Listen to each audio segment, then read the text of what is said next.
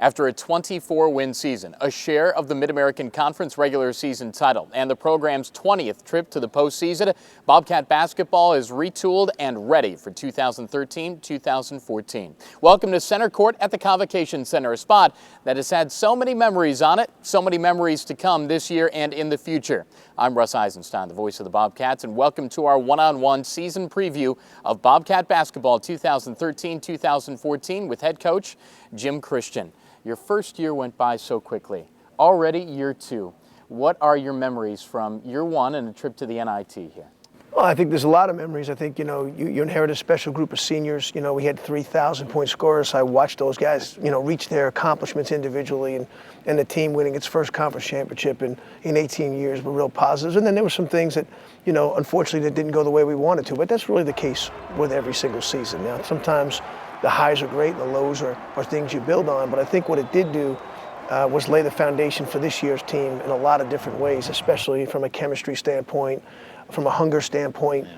So we're excited. Yeah, there were so many great things that happened last year, that regular season title and the share of it and how it happened, and then obviously getting into the MAC championship game and losing that and going to the NIT and losing in the first round. I would imagine with the accomplishments, there's still the hunger there for the guys that are back, and that probably was a motivatory factor moving into the offseason and this year as well. Well, I think what happens is the guys who are returning, especially, when you return 5 seniors, and it's their last go-around, they have an understanding of why it didn't work the way you really wanted it to, and they don't want it to happen. Sometimes you got to learn those things the hard way, and I think in some ways we did. They also hopefully have learned the good things because, we had a unique group of guys who could step up on certain occasions for big games and have big moments and have a lot of pride in Ohio basketball and have kind of laid a historical foundation for this program. Yeah, so much was done by the senior class that left. We could go through all of their accomplishments. The bottom line, though, is moving on. You've got to replace, from a scoring standpoint, the guys that have left. They did a lot of heavy lifting at the rim, beyond the arc, all of that. How do you replace all of those numbers? Well, I think you do it. I think what happens when guys leave, other guys get opportunities. And I think what happens, the door becomes open for guys to grow and emerge. Maybe they have a different role. Maybe they gain a little more confidence. Maybe they play the game a little bit differently. And then obviously you sprinkle in some new guys. So the game of basketball doesn't change. Maybe how you score changes. I think what happens sometimes you get so used to, watching a guy like DJ for 4 years, and sometimes, well, that's the way we play. Well, it's not the only way to play. When you have a great player, you can utilize his strengths, but we don't have a guy that has that ability. So we have to find other ways to be productive and score, and that's going to be the beauty of this team. Yeah, the interesting standpoint from a roster, you take a look at what Ohio has coming back and what Ohio has that's new. There's more new than what's coming back, but what's coming back, I would imagine, you lean on leadership of guys that have been here for quite some time. Well, we have 5 seniors. I think it's the most seniors I've ever coached. So I think and each one of them in their own way has grown, both as a player and as a leader, and they're just personalities change. When you become a senior and a hungry senior, what happens is that you understand this is your last go-around for a lot of different reasons, and the focus is maybe a little bit sharper.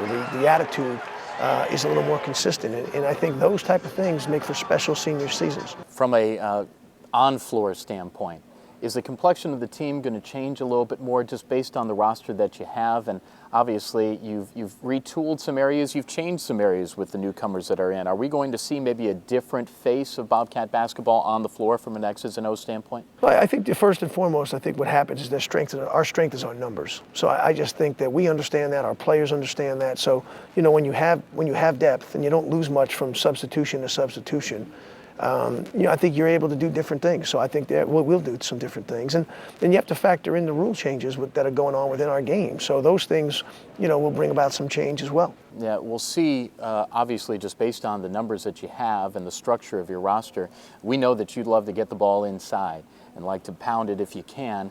It looks like with the newcomers that you have and the numbers and the minutes that they could play, you can really do that this year if you'd like to. Well, I don't know if that's one thing I like to do. It's something that usually you score at a higher percentage closer to the basket. I think everybody likes to score right near the basket.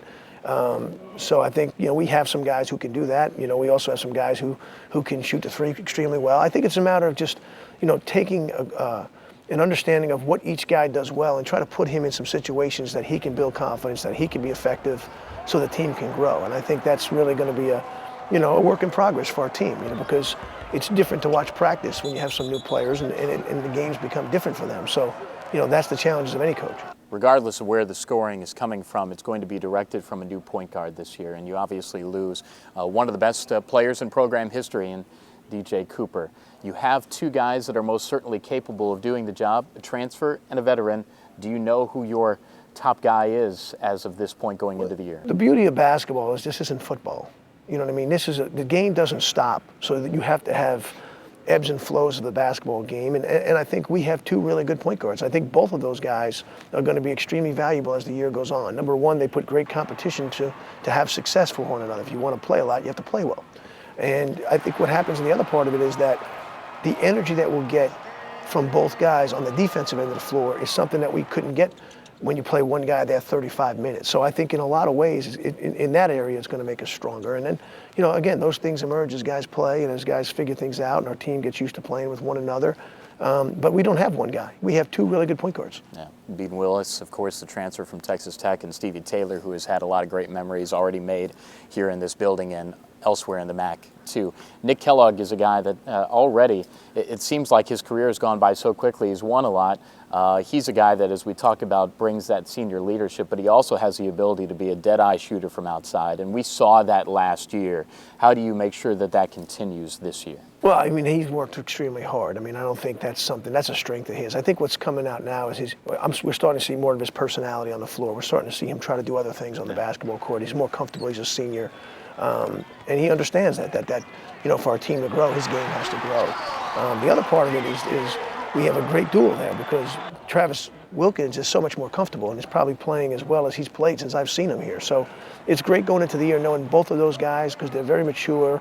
They have a great approach and understanding of the game, both guys, that, again, when one guy's not in, we don't lose much now. And that's what our basketball team wants to be about. Yeah, and the newcomers that you bring in, there's some highlight potential there. Fans love, big-time plays of maybe some dunks and some flashiness in addition to the discipline that you bring to the table and on the floor. Some of the newcomers, they can bring some noise on the floor, can't they? Well, they're young. I mean, the freshmen, our freshman class, who I love, I think our freshman class has come in with a great mentality. And our older guys are starting to build our culture by spending a lot of time teaching them. It can't just be the coaches. And I think that, good programs, the older players teach the younger players. So a Wadley Montpierre and Antonio Campbell, Kyrie Harley and DJ Wingfield, they're learning from seniors.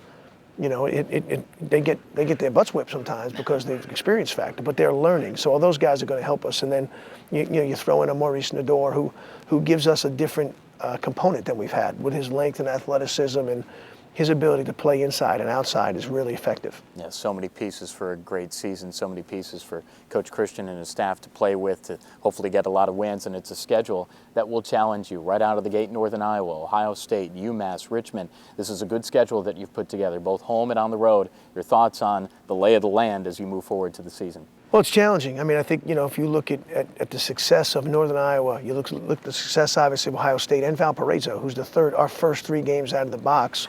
Those are teams who are used to winning 25 games a year. So they don't really care about how hard the environment is. They don't really care about who returns or what success that our program has had, because they have equal success. So, right off the bat, they're going to challenge us in a lot of ways. So it's going to be great to see, and it's going to be great to make those corrections as our team learns and adjusts. Should be a lot of fun, huh? Excited. It's year 2 for Jim Christian, and that's our preview here on Bobcat TV. For the coach and for our entire Bobcat TV crew, I'm Russ Eisenstein. This is Bobcat TV.